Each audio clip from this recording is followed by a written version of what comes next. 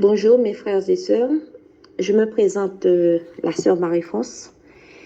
Je réside en Guadeloupe. Je voudrais partager avec vous des songes que j'ai eus à la fin du mois de décembre 2022 et au cours de janvier 2023. Avant de vous les relater, donc je vais d'abord remettre ce moment de partage entre les mains de notre Seigneur Jésus-Christ.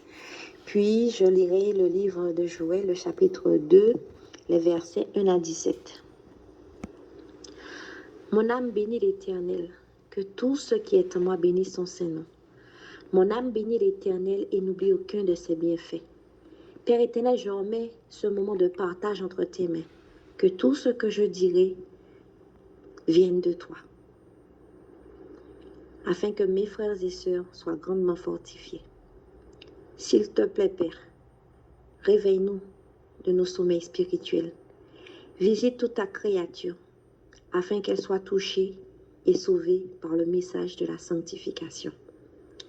Sers-toi de nous, sers-toi de tes enfants, sers-toi de tous ceux et celles qui veulent participer à toutes tes œuvres. Père éternel, nous aurons besoin de ton aide et de ta protection divine dans ces temps difficiles de la fin. Fais de nous ce que tu veux, non que notre volonté soit faite, Père, mais que ta volonté soit faite. Amen.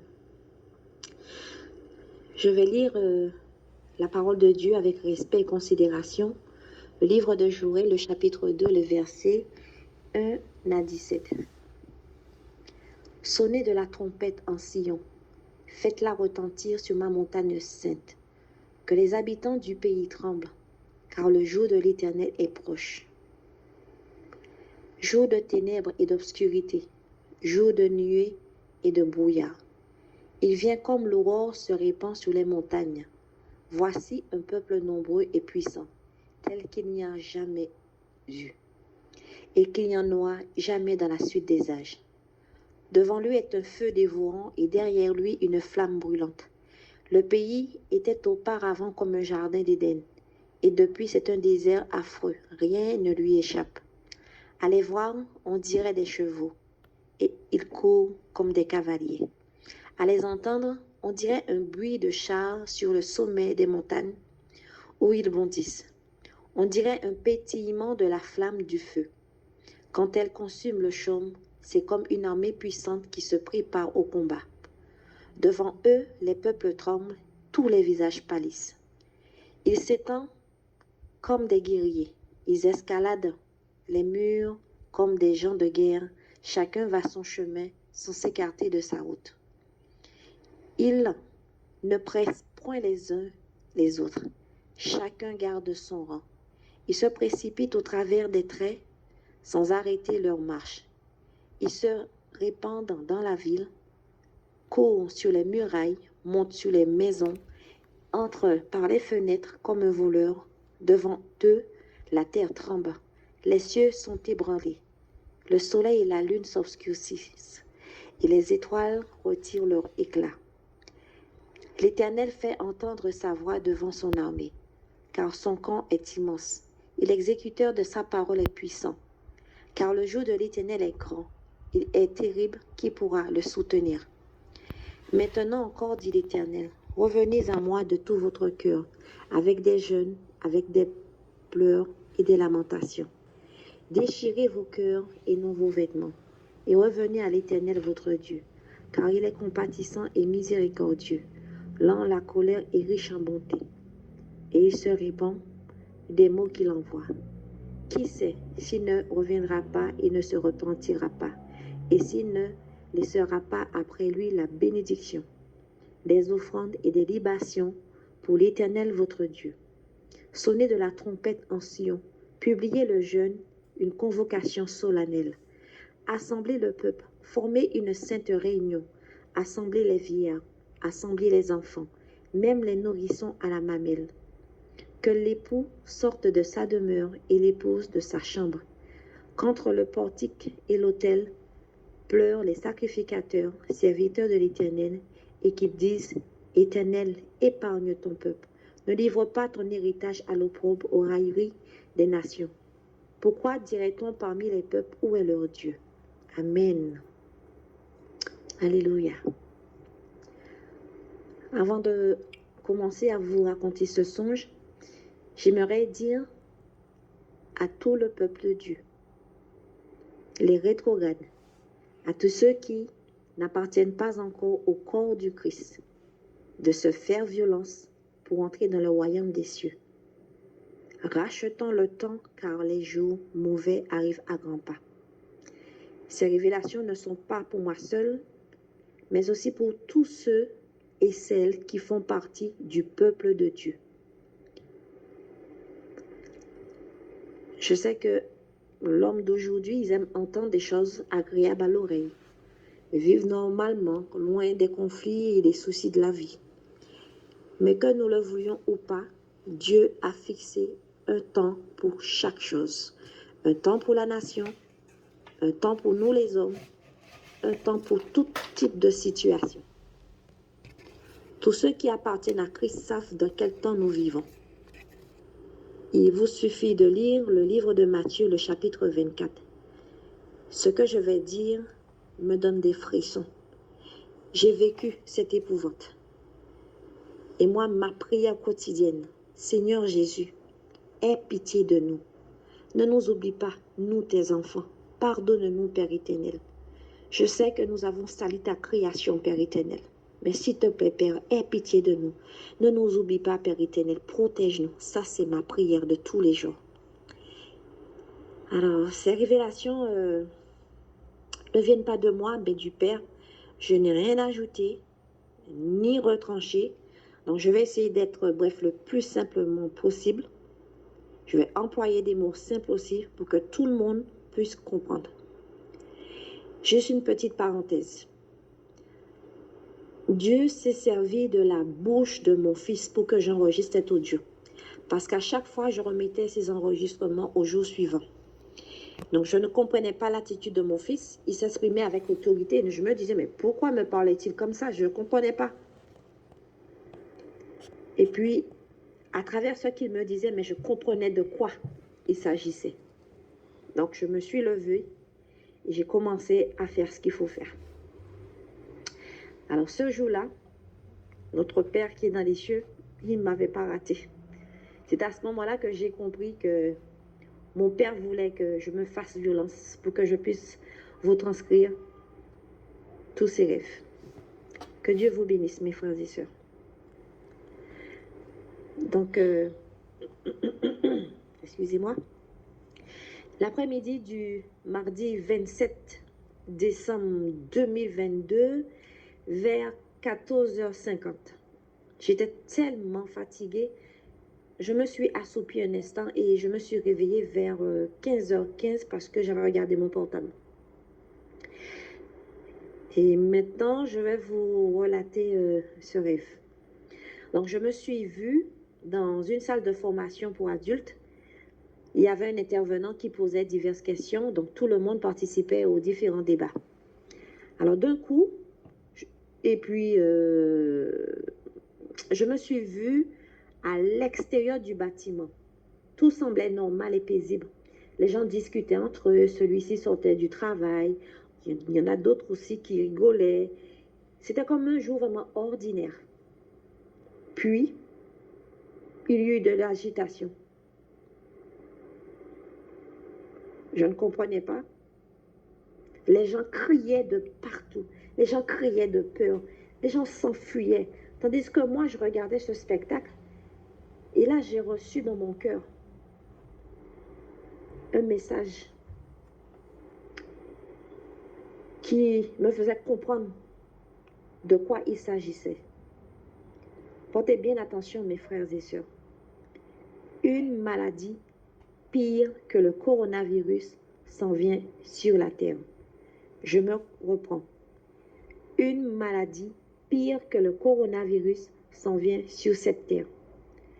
Donc, je vais essayer d'expliquer ce que j'ai vu sans trop entrer dans les détails.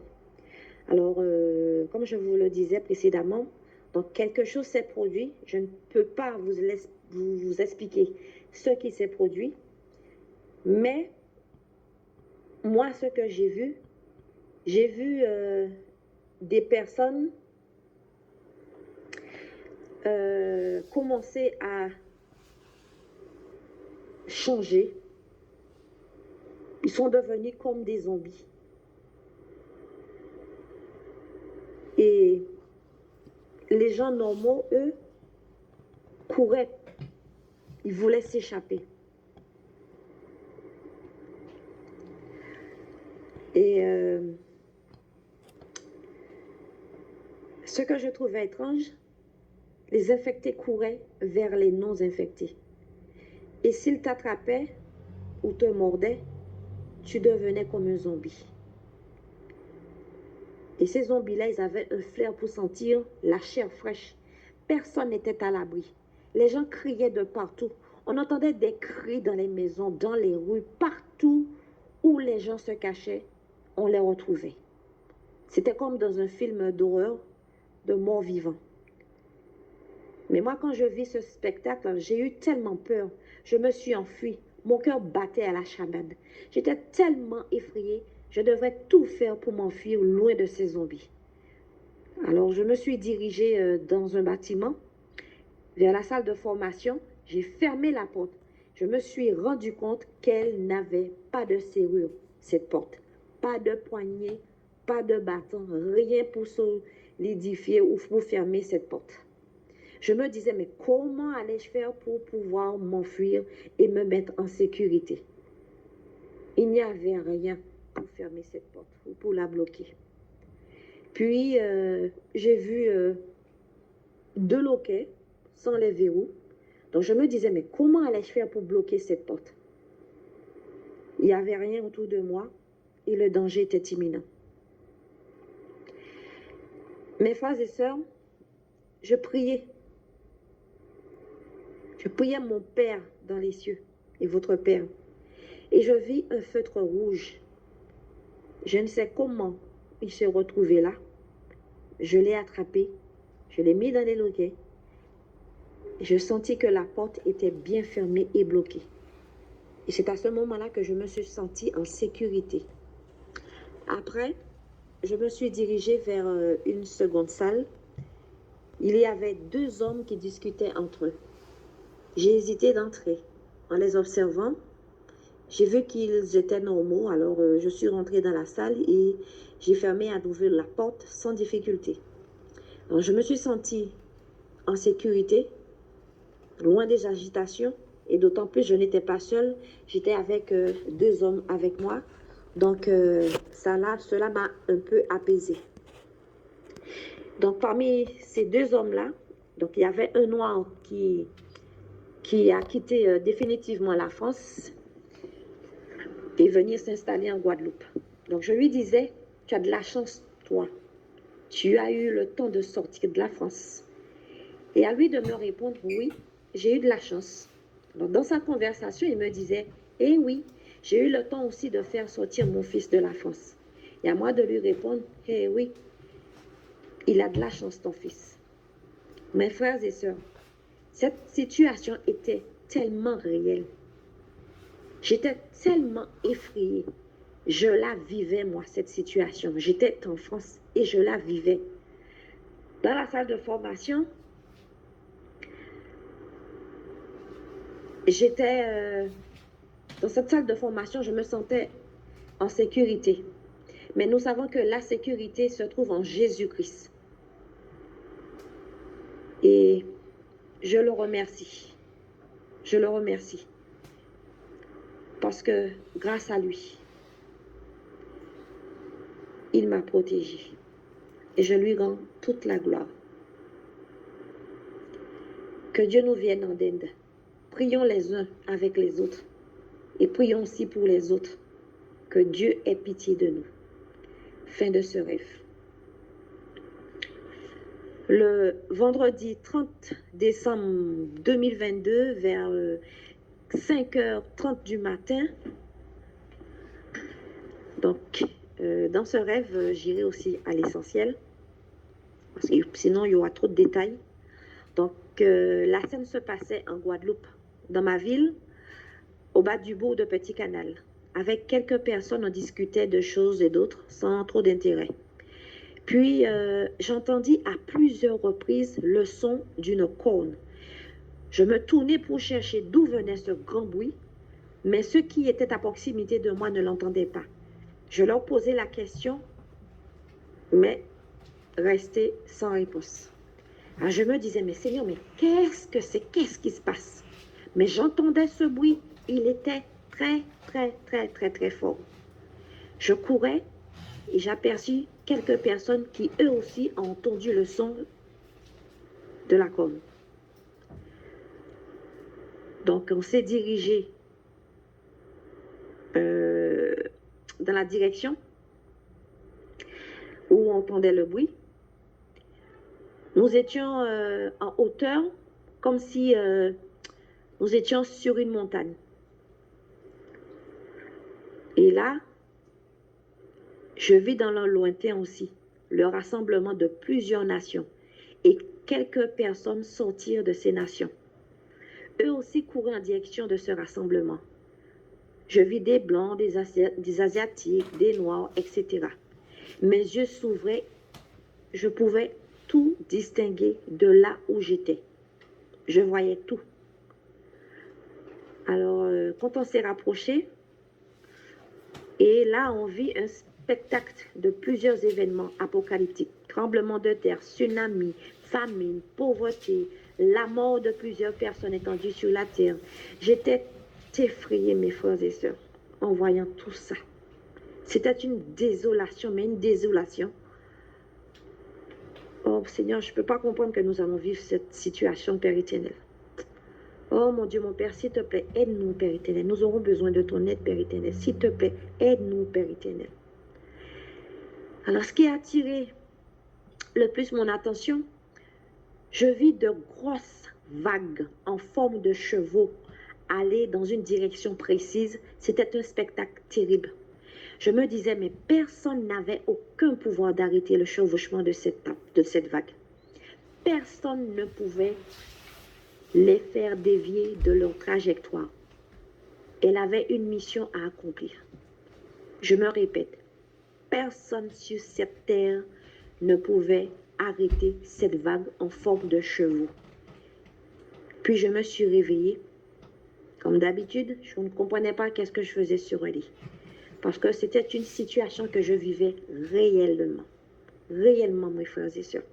J'étais là-dedans, j'ai ressenti des choses, la peur, etc. J'ai tout ressenti. C'était vraiment réel pour moi. Voilà. Alors, le samedi 31 décembre 2022, donc je me suis réveillée vers 3h30. Alors, je me suis vue dans une déchetterie. Il y avait beaucoup de monde, chacun vaquait à ses occupations. Tout était paisible. Certains collègues discutaient entre eux, d'autres riaient. Mais il y avait vraiment un climat de paix. Et on le voyait sur le visage de tout le monde. Tandis que moi, je faisais partie du personnel administratif. On donnait des directives à chaque personne, à chaque service, pour que l'entreprise soit productive.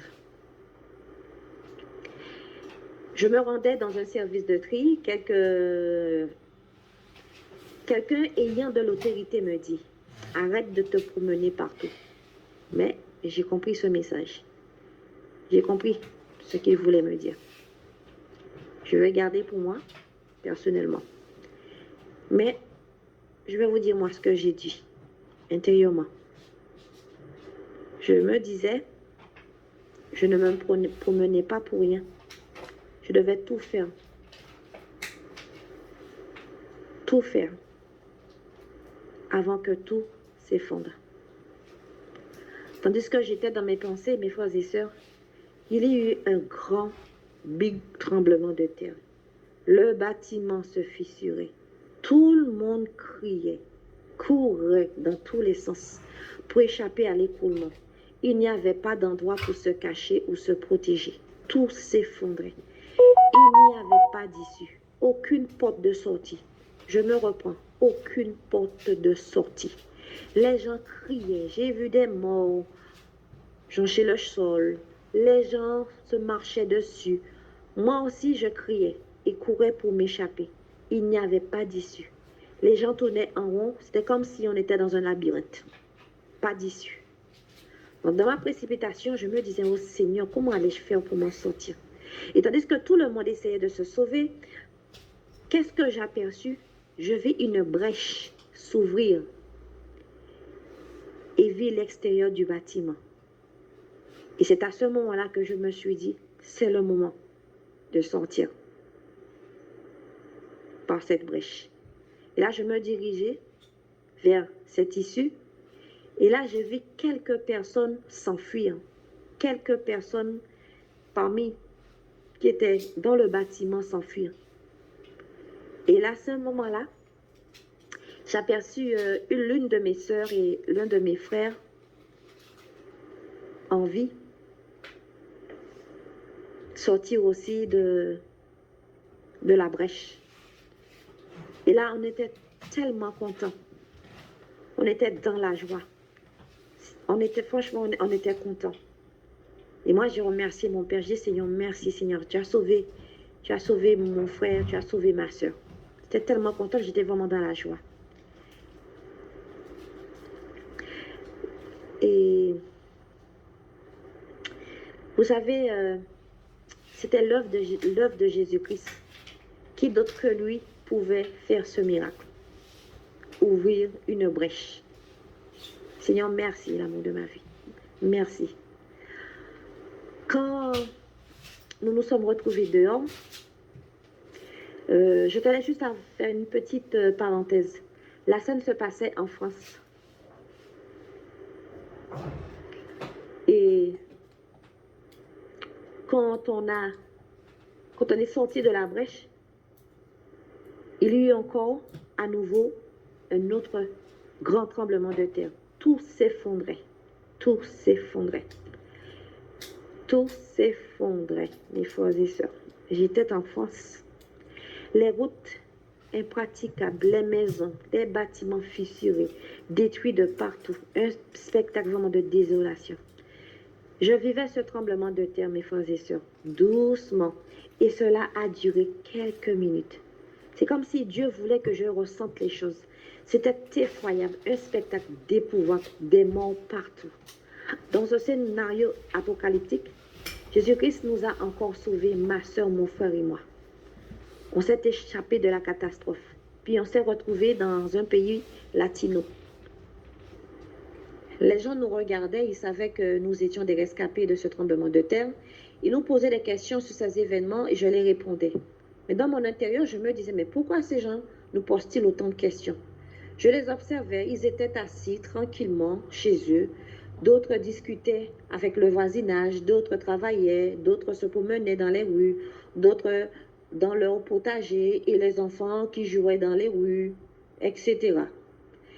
Et je me disais, ces gens-là devraient eux aussi se mettre en prière, intercéder pour que Dieu les protège, prier aussi pour les nations frappées par ces événements et prier pour les démunis. Ils entendaient les informations à la télé, mais ne réagissaient pas. Pour eux, ils n'étaient pas concernés. C'était la curiosité qui les intéressait. Alors, je décidai de rester dans le silence. Quand on me posait la question, je ne disais absolument rien. Je ne les répondais pas. Ce que ces gens ne savaient pas, c'est que leur tour arrivait. Ils croyaient qu'ils étaient en sécurité, mais ils ne savaient pas que leur tour allait arriver. Et puis, on a continué à fuir ce pays. Donc, dans notre fuite, on rencontrait des obstacles, des animaux sauvages, des personnes qui nous attaquaient. On arrivait toujours à s'en sortir par la volonté du Père. Donc, je me suis vue avec un fouet, mais un fouet terrible, mes frères et sœurs. Je ne sais pas comment j'ai fait ou comment j'ai eu cette arme. La seule chose que je sais, c'est que je me suis vue avec un long fouet dans la main droite. Je savais la manipuler. Lors des attaques ou des obstacles, j'utilisais ce fouet. Ce fouet détenait un pouvoir indescriptible. Ça déchirait, ça brisait tout. Peu importe ce qui nous attaquait, petits, grands, hommes, démons, animaux, sauvages, objets, murs en béton. Quand j'utilisais ce fouet, rien n'était un obstacle pour nous. Et rien ne nous atteignait. Tout se brisait. à l'aide de ce fruit.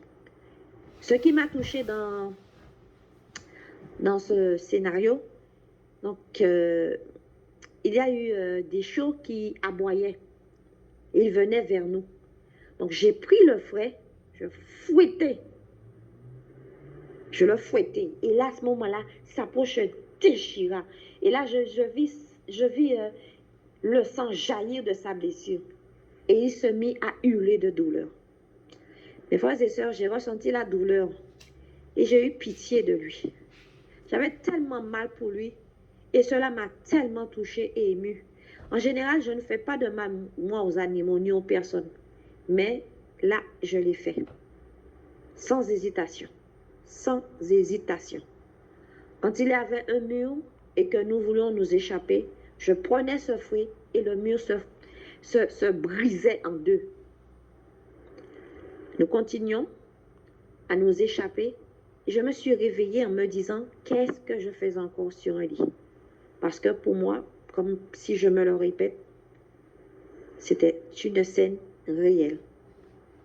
Que Dieu puisse se souvenir de nous et ne nous oublie pas dans sa colère.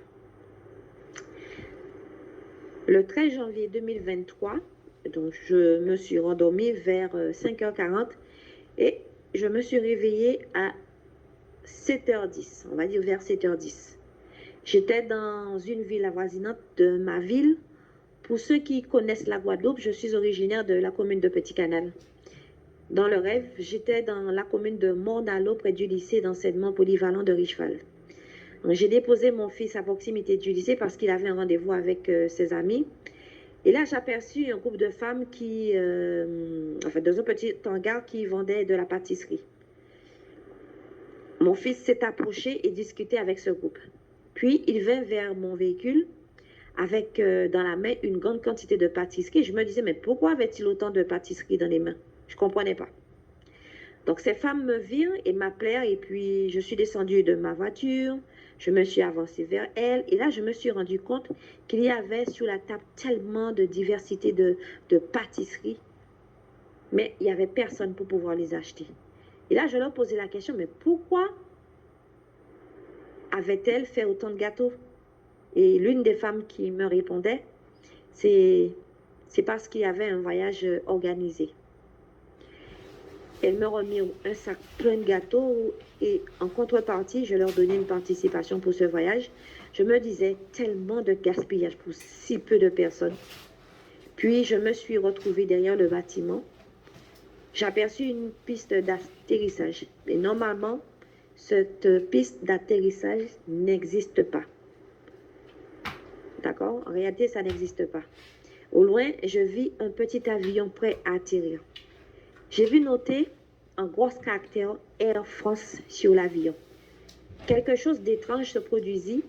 Le petit avion est devenu un Boeing. Et de Boeing, il est devenu une grosse navette spatiale avec toujours en inscription Air France. Cette navette changea de trajectoire, s'envola derrière le bâtiment et devenu un Boeing. Mes frères et sœurs, j'ai vu le Boeing s'écraser derrière le bâtiment pendant sa phase de décollage. Je n'ai pas vu le crash, mais je vis une grosse fumée blanche s'élever dans le ciel. Je ne voyais rien, pas même les débris. Dieu m'a ouvert les yeux. Et là, à ce moment-là, j'ai levé la tête et je vis l'état lamentable de ce Boeing. Les dégâts de ce crash. Tous les passagers étaient morts, pas un seul survivant. Je me disais, tu te rends compte comment cela peut-il se produire? Il y a des gens qui ont dit au revoir à leurs parents, à leur famille. D'autres allaient pour travailler. D'autres allaient en vacances. D'autres retournaient à leur domicile. Tout était fini pour eux. Tu te rends compte? Tout était fini. Tandis que j'étais dans mes réflexions, j'entendis à nouveau le bruit d'une explosion. J'ai vu une fumée noire en forme de champignon s'élever dans le ciel. Je savais que c'était l'impact d'une bombe. Je vis un flash lumineux aveuglant. Je connaissais les mesures de sécurité en cas d'explosion de bombe nucléaire. Tout le monde était dans la panique. Ils criaient, ça courait de partout. Et je leur disais, fermez les yeux, fermez les yeux. Ne regardez pas la lumière, vous serez aveuglés. Fermez les yeux, mettez-vous à l'abri. Personne ne m'écoutait, mes frères et sœurs, personne. Je criais pour qu'ils m'entendent. Je me suis rendu compte qu'il y avait quelques personnes comme moi qui les avertissaient. Les gens couraient de partout. Il y en avait qui prenaient leur véhicule pour s'échapper, mais ça produisait des accidents. Je fermais les yeux pour ne pas être aveuglée. Et puis, je me suis rendu compte que je voyais dans le spirituel. Je voyais. Dieu m'a permis, Dieu m'a ouvert les yeux. Et là, je me suis dirigée vers le bâtiment dans un endroit sombre. Et c'était effectivement à ce moment-là que je me suis rendu compte aussi que même si j'avais les yeux fermés, je pouvais voir tout défiler devant les yeux, tout ce qui se passait autour de moi. Et je voyais des gens aussi qui étaient dans des commerces aussi, ils sont sortis dans les commerces. Et eux aussi couraient pour se mettre à l'abri. Mais malgré la lumière aveuglante, les gens ne se mettaient pas à l'abri. Et moi-même aussi, j'étais un peu dans la panique. Et pourtant, je savais ce qui allait se produire. Et là, j'avais un sentiment d'abandon.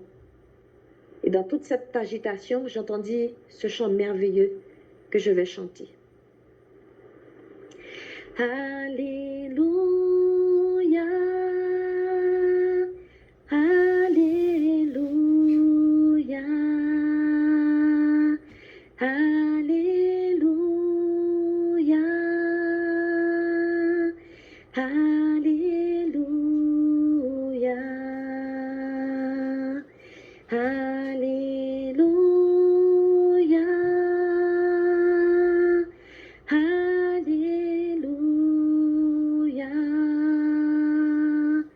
Alléluia,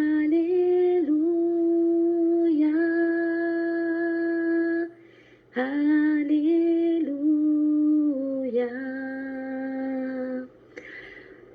En entendant ce chant, je me suis mise à le chanter. J'ai senti une paix, mais vraiment une paix indescriptible. C'était tellement beau, mes frères et sœurs. J'étais enfin connectée avec le Père. Et là, j'ai senti sa présence. Et la crainte a été bannie de moi.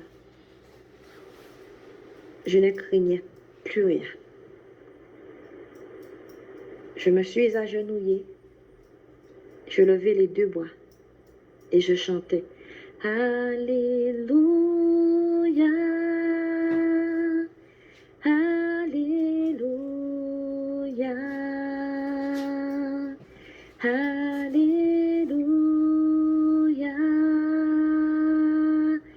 Alléluia. Amen. Et là, j'ai voulu me rejoindre à ce groupe et leur demander si on pouvait chanter les autres refrains.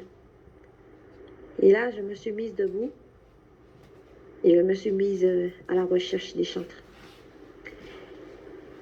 Et je voyais toujours les gens dans la panique. Ils hurlaient, ils fuyaient. Et moi, en me dirigeant vers le groupe, j'aperçus un petit garçon tout nu. Et là, je me suis rendu compte que cet enfant allait être écrasé entre deux véhicules. Les automobilistes ne respectaient pas les règles de sécurité. Ils voulaient sauver leur vie et ne voyaient pas le danger. Et là, je me suis dépêchée d'enlever cet enfant entre les deux véhicules de peur qu'on ne l'écrase. Après, je me suis dirigée vers le groupe de musiciens. Mes frères et sœurs, que vois-je? Une chante, toute nue, à poil, avec le micro.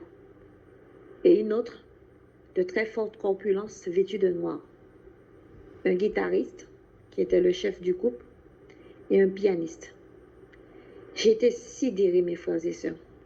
Je me disais, mais comment ces gens-là pouvaient-ils chanter un si beau chant à la gloire de Dieu et avoir un tel comportement? Je ne comprenais pas. Et moi, je me disais, mais qu'est-ce que Dieu représentait pour eux, surtout dans ces moments difficiles. Et puis, j'ai vu la femme nue courir et partir vers un autre bâtiment. Je me suis calmée. J'ai demandé au chef du groupe s'il pouvait me laisser dire quelque chose à tous ceux qui paniquaient. Il m'a donné son autorisation et là, je commençais à me présenter. Et là, je voulais leur parler de l'amour du Père et leur dire que Jésus était le seul qui pouvait les aider dans ces moments difficiles. Qu'ils devaient d'abord se détourner de leur mauvaise voie et laisser l'Esprit de Dieu les diriger. Je voulais attirer leur attention, mais personne ne m'entendait. Personne ne m'écoutait. On ne me voyait pas. Ça courait de partout. Et là, je me suis dit qu'il devait avoir un problème. C'est pas normal que les gens ne m'entendent pas. Et là, je regarde le micro. Je me rends compte que c'est un vieux micro. Et malgré le fait que le micro n'était pas bon, mais je parlais à haute voix pour que les gens puissent m'entendre. Mais vu la panique, les gens ne m'entendaient pas. Et là, je dis au chef, excusez-moi, s'il pouvait me changer ce micro. Et il me dit oui. Mais le bon micro, la femme était partie avec. Le responsable alla vers le bâtiment où se dirigea la femme pour récupérer le micro. Puis le rêve s'est tu. Alors, concernant l'interprétation des rêves, l'Esprit de Dieu vous aidera à comprendre celle-ci. Et j'espère sincèrement que vous avez compris. Et je sais que Dieu avertit son peuple par n'importe quel moyen. C'est à nous de les accepter et de comprendre les choses. Bien évidemment par l'Esprit Saint. Donc, nous avons tous à faire un choix. Et ce choix dépendra de notre éternité. Où passerons-nous notre éternité?